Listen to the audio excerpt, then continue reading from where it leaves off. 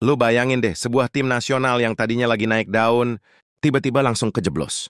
Skandal paling parah dalam sejarah sepak bola negaranya. Yes, inilah yang lagi kejadian sama Malaysia, bro.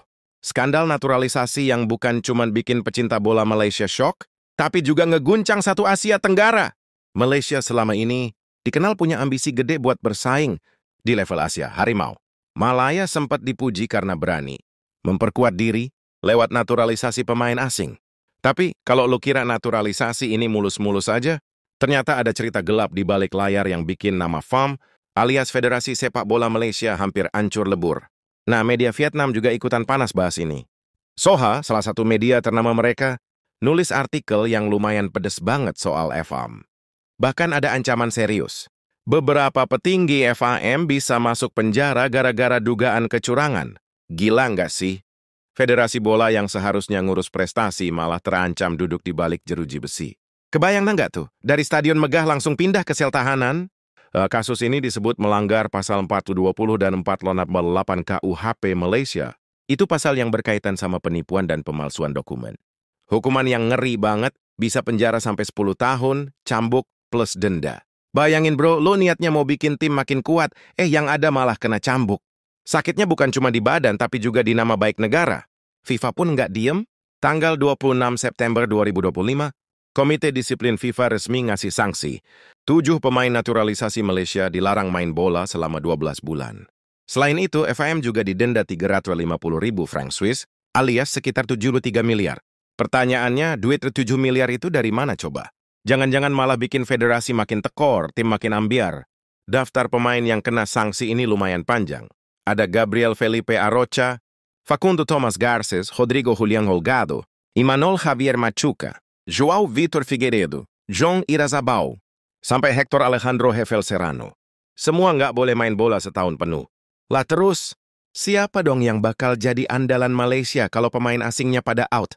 Bisa-bisa mereka balik lagi ke era paceklik prestasi. Pakar hukum di Malaysia, Zamri Ibrahim, bilang tegas, semua yang terlibat harus tanggung jawab. Menurut dia, kasus ini nggak bisa ditutup-tutupi. Kalau terbukti salah, siap-siap aja proses pidana jalan. Intinya, ini bukan sekadar kartu kuning lagi, bro. Ini udah kartu merah segede lapangan, tinggal nunggu wasit niup peluit akhir buat FAM. Yang bikin makin panas, ternyata skandal ini udah kebaca sejak awal.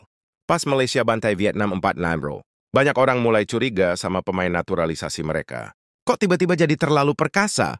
Ya kan nggak heran, ibarat main game FIFA, mereka kayak pakai cheat code. Tapi masalahnya cheat di dunia nyata itu bisa bikin karier hancur.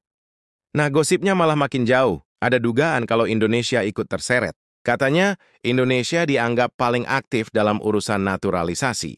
Meski belum jelas, media Vietnam sempat nyinggung nama Indonesia juga. Wah, ini sih kalau bener bisa kayak drama sinetron antar negara, bro. Malaysia ketahuan, Indonesia kena gosip, Vietnam jadi korban. AFC sama FIFA tinggal jadi hakimnya. Intinya FAM diduga, pakai dokumen palsu buat daftarin. 7 pemain tadi ke FIFA. Bahkan ada manipulasi, biar mereka bisa main di kualifikasi Piala Asia 2027. Dan anehnya, bisa lolos duluan, sampai akhirnya baru ketahuan setelah ada laporan ke FIFA. Lu kebayang nggak, kayak mahasiswa pakai ijazah palsu buat daftar kerja. Awalnya lolos, tapi lama-lama pasti ketahuan HRD. Nah, bedanya ini HRD-nya FIFA, bro. FIFA akhirnya dapat laporan soal 5 pemain. Garces, Holgado, Figueiredo, Irazabal, dan Hefel. Dari laporan itulah investigasi jalan dan hasilnya bikin FAM kena denda 7,3 miliar, pemainnya kena 41 juta per orang. Duit segitu mungkin kecil buat pemain top Eropa. Tapi buat yang karirnya di Asia Tenggara, itu lumayan bikin kepala pusing 7 keliling. FIFA kasih waktu 10 hari buat FAM kalau mau banding. Jadi meski udah kena hukuman, masih ada kesempatan. Tapi menurut banyak pengamat, peluang mereka buat lolos tipis banget.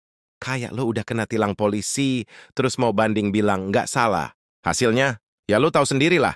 Mantan anggota Komite Etik FIFA asal Indonesia, Dali Tahir, bilang biasanya ada federasi, negara lain yang lapor dulu ke FIFA. Dan FIFA emang hati-hati banget kalau udah ngurusin kasus kayak gini. Mereka butuh waktu 3 bulan buat investigasi sampai akhirnya jatuh hukuman. Jadi jangan kira FIFA itu gampang dibohongin. Mereka kayak detektif, bro. Pelan, teliti, tapi sekali ketok palu nggak bisa main-main lagi. Kesimpulannya, skandal naturalisasi Malaysia ini jadi warning keras buat semua negara Asia Tenggara termasuk Indonesia. Naturalisasi boleh, tapi mainnya harus fair, harus legal. Kalau enggak, siap-siap aib besar nunggu di depan mata. Kalau udah urusan memalukan kayak gini, prestasi yang udah dibangun bisa langsung runtuh dalam semalam. Jadi ingat pepatah, bangun rumah butuh waktu lama, tapi robohin tembok cukup sekali dorong. Jadi gimana, bro? Skandal ini menurut lo bakal bikin Malaysia belajar atau malah makin hancur ke depannya? Yang jelas sepak bola Asia Tenggara sekarang lagi punya drama besar yang nggak kalah seru dari liga-liga top. Eropa